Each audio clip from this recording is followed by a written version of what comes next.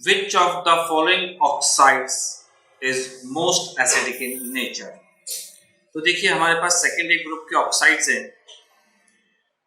बेटा, beryllium, magnesium, calcium, strontium और barium. If we are moving from top to bottom, all are metal. This is the and basic nature are increases top to bottom in metals. तो definitely सबसे ज्यादा acidic कौन सा होगा? Beryllium oxides. ये purify basic है, basic है, basic है. बेरिलियम ऑक्साइड को हम बोलते हैं एम्फोटेरिक नेचर, यानी कि बेसिक भी है और एसिडिक भी है, राइट ना. और top to bottom, if we are moving from top to bottom, basic nature are increases. Our next question is, amongst calcium hydride, beryllium hydride, barium hydride, the order of ionic character. इसका answer बेटा फाजा rule के basis पे दे सकते हैं. जितना ज्यादा छोटा साइज होगा, smaller the size, more polarising power, more covalent character. Smaller size proportionate to more polarizing,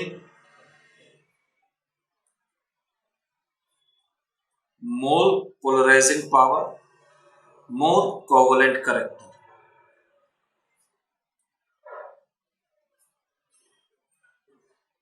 यानी कि बेरिलियम का साइज छोटा है तो कोवलेंट कैरेक्टर ज्यादा होंगे, यानी कि आयनिक कैरेक्टर कम होंगे.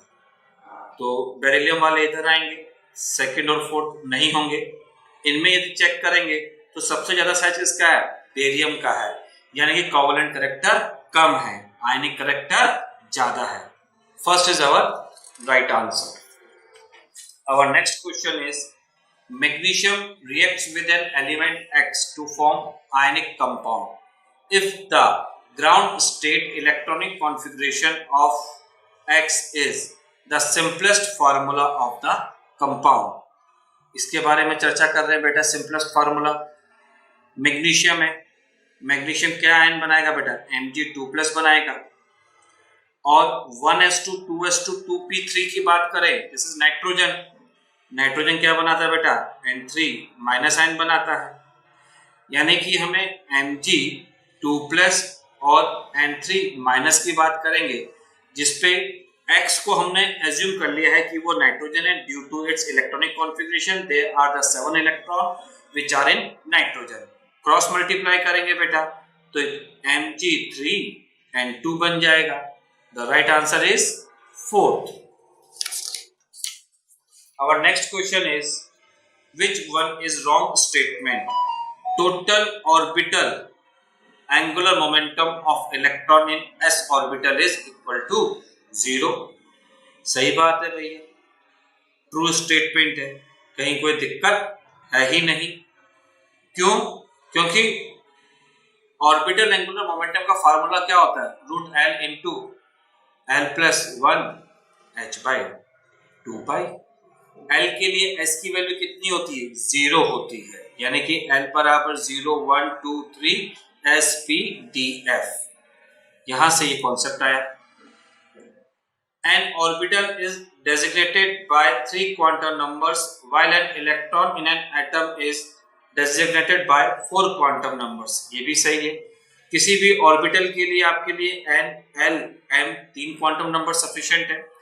Principal quantum number, azimuthal quantum number, magnetic quantum number. जबकि किसी भी इलेक्ट्रॉन के लिए, क्योंकि इलेक्ट्रॉन के स्पिन के बारे में बताना होता है, क्लॉकवाइज डायरेक्शन में है कि एंटी क्लॉकवाइज डायरेक्शन में है, उसके लिए 4 क्वांटम नंबर की रिक्वायरमेंट होती है. N, L, M, S. Principal quantum number, azimuthal quantum number, magnetic quantum number, spin quantum number. तो ये भी ट्रू हो गया. The electronic configuration of nitrogen atom, ये गलत है साहब, क्योंकि तीसरा इलेक्ट्रॉन भी क्या है? तीनों इलेक्ट्रॉन्स जो हैं वो क्या आने चाहिए भैया? पैरेलल आने चाहिए. ऐसा किसने कहा था?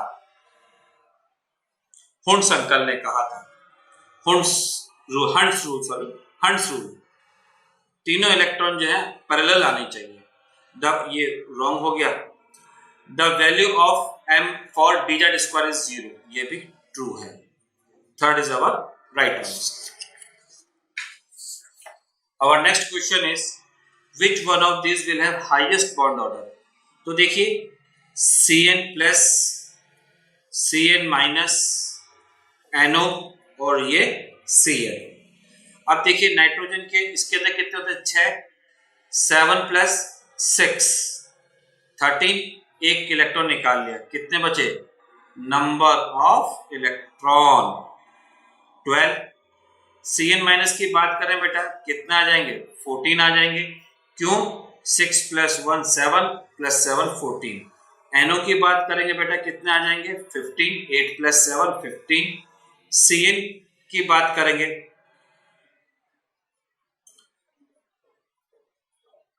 तो यहां आ जाएंगे बेटा 7 प्लस 6 13। अब बॉन्ड ऑर्डर की एक ट्रिक है, यहां पे नंबर ऑफ इलेक्ट्रॉन लिख रहा हूं 14, 15, 16, इधर लिखा 13, 12। अगर 14 है तो बॉन्ड ऑर्डर कितना आएगा? 3 आएगा। तो यहां अपन बॉन्ड ऑर्डर लिखते जा रहे हैं 3। 13 है तो कितना आएगा बेटा? 2.5, 2.5। 15 है तो कितना आएगा बेटा? 2.5, 2.5। 12 है तो 0.5 और भी कम आ जाएगा, कितना आएगा बेटा? 2, 2। Right answer is Cn minus. ये ट्रिक आप सबको याद होनी चाहिए कि नंबर ऑफ इलेक्ट्रॉन्स के यदि हमने 14 है तो बॉन्ड ऑर्डर कितना आता है? 3 आता है। 15 है तो कितना? 2.5। 16 है तो भी कितना आएगा बेटा? 2 आएगा। 17 है तो कितना आएगा बेटा? 1.5। 18 है तो कितना आएगा? 1। ऐसे 0.5 0.5 कम होता जाता है। इधर भी सेम। 11 है तो कितना आएगा बेटा? 1.5। 10 है तो कितना आएगा बेटा? 1। Our next question is which one of the following elements unable to form MF6 3-? अब देखो बेटा इसके अंदर यदि हम चर्चा करें boron is our right answer because boron do not have vacant orbital. The right answer is third. Our next question is in the structure of ClF3 the number of lone pairs of electron on central atom of chlorine। ClF3 है, famous question है बेटा ये भी। अब ClF3 का यदि हम लोग स्ट्रक्चर बनाते हैं तो आउटर मोस्ट में कितने इलेक्ट्रॉन होते हैं बेटा? 7 होते हैं। 3 हेलोजन आ जाएगी, 1 3 हेलोजन आ जाएगी, 2 और ये 3 और ये लोन पेयर। तो 1 2 3 4 5 6 और 7। कितने नंबर ऑफ लोन पेयर हो गए बेटा इसके पास? 2। इसे हम लोग क्या बोल सकते हैं? Band T shape structure, right. और कई बार सवाल प्री मेडिकल के अंदर इवन डिफरेंट कॉम्पिटिटिव एग्जामिनेशन में पूछा जा चुका है band T shape. Our next question is considering Allingham diagram which of the following metals can be used to reduce alumina? Allingham diagram है बेटा, मैग्नीशियम से मैग्नीशियम ऑक्साइड का बनने में डेल जी की वैल्यू नेगेटिव आ रही है, एल्यूमिनियम की नेगेटिव में होती है लेकिन उससे वैल्यू कम होती है। बाकी आयरन, Fe, जिंक और कॉपर की वैल्यू भी नेगेटिव है लेकिन वो उससे भी कम है। मतलब नेगेटिव में जो सबसे ज्यादा वैल्यू है वो किसकी है? मैग्नीशियम में। गिब्स एन डेल जी की वैल्यू Mg से MgO बनने की टेंडेंसी कर रहे हैं, ऑक्सीडेशन कर रहे हैं, तो उसमें मैग्नीशियम का आराम से ऑक्सीडेशन होगा। डेल जी की वैल्यू बहुत ज्यादा नेगेटिव है, एल्यूमिनियम की उसकी तुलना में कम है, और डेल जी जितना ज्यादा नेगेटिव होगा रिएक्शन उतनी ज्यादा फिजिबल होगी। Third is our right answer. Our next question is the correct order of atomic radii in a group 13 elements। तो देखो बेटा हम नॉर्मल वे में मैं बात करें boron, aluminium, gallium, indium, thallium, top to bottom जा रहे हैं, प्रिंसिपल काउंटर नंबर बढ़ता जा रहा है, एटॉमिक साइज भी बढ़ता जाता है। लेकिन एल्यूमिनियम और गैलियम में क्या होता है? लफड़ा होता है। लफड़ा किस कारण से होता है? Due to more Z effective, due to more Z effective. Gallium के अंदर इफेक्टिव न्यूक्लियर चार्ज बहुत ज्यादा हो जाता है कंपेयर टू एल्यूमिनियम के, इस कारण से गैलियम का साइज कम हो जाएगा और एल्यूमिनियम का साइज ज्यादा होगा।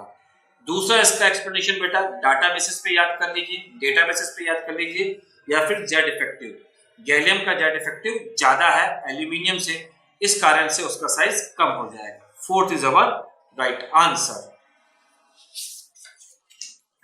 Our next question is the correct order of nitrogen compounds in its decreasing order of its oxidation states। तो देखिए HNO3 दिया हुआ है, इसमें नाइट्रोजन का ऑक्सीडेशन नंबर निकाले तो कितना आएगा +5। कैसे निकाला 1 इंटू +1, जिस एटम का ऑक्सीडेशन नंबर निकालना है उसे हमने x मान लिया, +3 इंटू -2 बराबर 0। अगर आप करेंगे तो ये x बराबर कितना आ जाएगा +5, कितना आ जाएगा +5। ऑक्सीडेशन नंबर आप हमेशा प्लस और माइनस के साथ लिखें, बिकॉज यहाँ पे प्लस और माइनस का भी सिग्निफिकेंस होता है। NO की बात करेंगे बेटा, ये कितना आ जाएगा x +1 इंटू -2 बराबर 0, तो x बराबर कितना आ जाएगा +2। नाइट्रोजन की बात करेंगे बेटा, नाइट्रोजन में ऑक्सीडेशन नंबर कितना आएगा इसका 0, क्योंकि कोई भी एलिमेंटल स्टेट में किसी भी एलिमेंट का ऑक्सीडेशन नंबर 0 होता है। तो +5 +2 डिक्रीजिंग ऑर्डर, 0 डिक्रीजिंग ऑर्डर। अब आया हमारे पास अमोनियम क्लोराइड। अमोनियम क्लोराइड एक तरह का आयनिक कंपाउंड है। जब भी हम इस तरह के आयनिक कंपाउंड हो तो पहले उसको कैटायन और एनायन में सेग्रीगेट कर लेते हैं। NH4 प्लस x +4 इंटू -1 बराबर 0, x बराबर सॉरी या +1 आएगा, x बराबर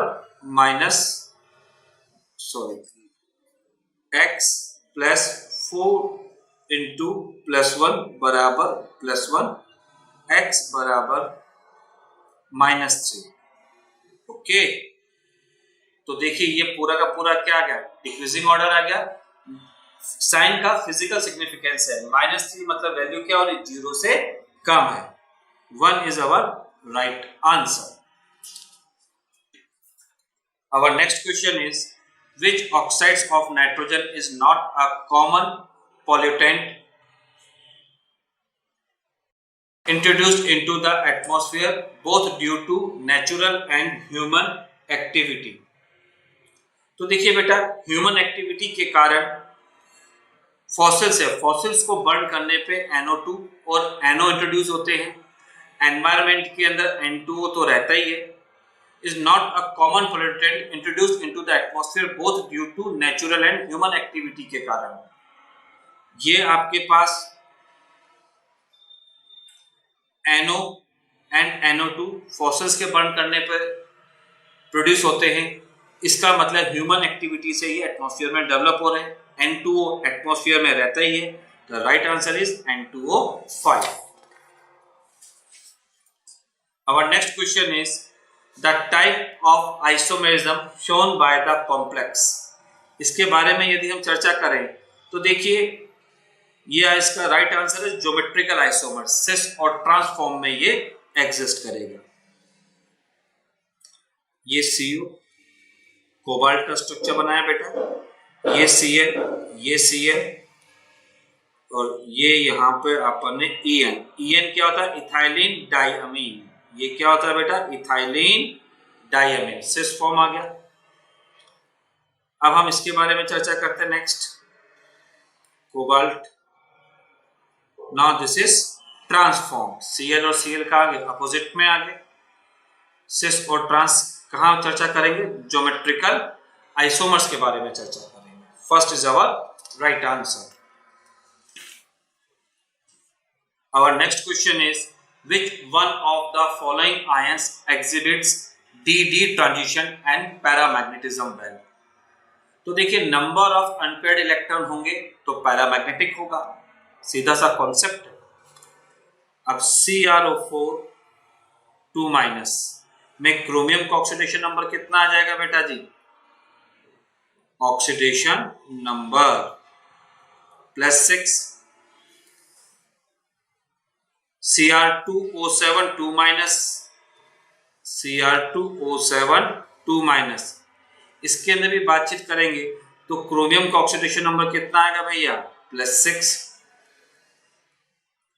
MnO4 माइनस ऑक्सीडेशन नंबर कितना आएगा, +7।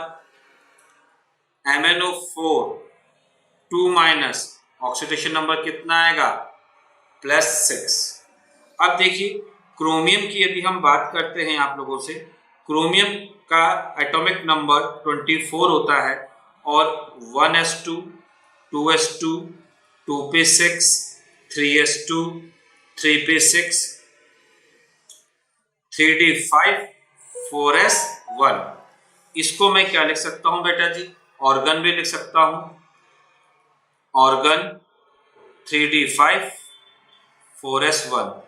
मैंने 6 इलेक्ट्रॉन निकाल लिए क्योंकि क्रोमेट और डाइक्रोमेट दोनों में ऑक्सीडेशन नंबर सेम है, +6 का मतलब we are removing 6 electron. 6 electron निकालने के बाद Cr+6 में मेरे पास बचेगा ओनली ऑर्गन बचेगा, यानी कि सारे के सारे इलेक्ट्रॉन पेयर्ड बचेंगे। इसका मतलब ये क्या हो गया भैया, डायमैग्नेटिक। ये भी क्या हो गया, डायमैग्नेटिक।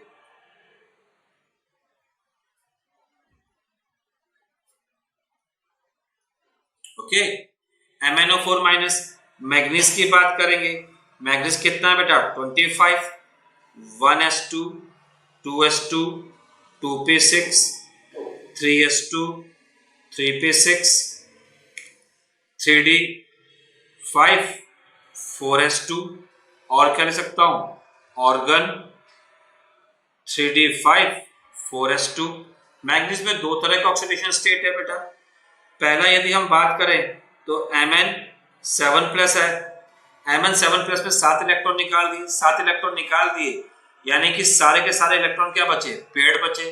तो ये भी क्या हो गया, डाई मैग्नेटिक हो गया। +6 6 इलेक्ट्रॉन निकालने पे 1 इलेक्ट्रॉन बचेगा, 1 इलेक्ट्रॉन बचेगा। इसका मतलब ये क्या हो गया, पैरा मैग्नेटिक। तो पैरामैग्नेटिज्म तो एक ही शो कर रहा है, कौन सा, MnO4 2 माइनस। अब रही बात dd ट्रांजिशन की, तो dd ट्रांजिशन क्या होता है इस चीज को समझते हैं। देखिए पहले जो d ऑर्बिटल्स है, ओनली मैग्नीज एलिमेंट है, तो यहां पर d ऑर्बिटल इस तरह से एग्जिस्ट करेगा, सारे ऑर्बिटल्स की एनर्जी बराबर होती है, 2 3 4 5 d जनरेट ऑर्बिटल। लेकिन जैसे ही ये कंपाउंड बनाएगा तो d ऑर्बिटल्स दो पार्ट में स्प्लिट होता है, T2g और Eg के अंदर। T2g की एनर्जी जो होती है वो कम होती है, Eg की एनर्जी जो होती है वो ज्यादा होती है। अब हम एग्जांपल ले लेते हैं Mn+6 का, क्योंकि वही एक पैरामैग्नेटिक नेचर है और उसमें एक अनपेयर्ड इलेक्ट्रॉन है। अब ये इलेक्ट्रॉन क्या है, लोअर एनर्जी से हाई एनर्जी में जाएगा और वापस हायर एनर्जी से लोअर एनर्जी के अंदर आएगा, तो कुछ इमिशन होगा, वो इमिशन ही हमें कलर के रूप में दिखता है और दैट इज dd ट्रांजिशन। एक d ऑर्बिटल से दूसरे d ऑर्बिटल, फिर वापस दूसरे d ऑर्बिटल से वापस d ऑर्बिटल में आना, that is called dd transition. तो पैरामैग्नेटिक हो गया, कलरफुल हो गया, ये तय है। अब यहाँ एक और सवाल बनता है कि साहब क्रोमेट, डाइक्रोमेट और MnO4 माइनस अगर ये डायमैग्नेटिक हैं तो ये क्या कलरफुल है कि कलरलेस है? ये भी भैया कलरफुल होते हैं, ये भी कलरफुल होता है। यहां पे रीजन आएगा लिगेंड मेटल चार्ज ट्रांसफर और यहां आएगा dd transition. Okay, fourth is our right answer. Our next question is the geometry and magnetic behaviour of the complex R। Tetra carbonyl nickel है बेटा, बहुत फेमस सवाल है। 0 इसका ऑक्सीडेशन नंबर आएगा क्योंकि निकेल का ऑक्सीडेशन नंबर कितना आएगा, 0। अब निकेल के बारे में चर्चा करें तो निकेल का इलेक्ट्रॉनिक कॉन्फ़िगरेशन लिखेंगे तो निकेल के अंदर 18 का हमने ऑर्गन लिख लिया बेटा। ओके, अब आपके पास जाएगा 4s के अंदर और 3d के अंदर, 3d 8 4s 2। अब 3d 8 की यदि आप चर्चा करेंगे और यहां चर्चा करेंगे 4s की चर्चा करेंगे तो ये 1 2 3 4 5 6 7 8 कार्बोनाइल स्ट्रॉन्ग फील्ड लिगेंड है, तो ये अनपेयर्ड इलेक्ट्रॉन को पेयर अप करेगा, अनपेयर्ड इलेक्ट्रॉन को पेयर अप करेगा। इसका मतलब आपके 4s के इलेक्ट्रॉन कहां आ जाएंगे, 3d में आ जाएंगे। तो ये 4s आपके पास क्या रहा भैया, वेकेंट, और 4p भी क्या रहा, वेकेंट, और 3d आपका कंप्लीट फिल हो गया।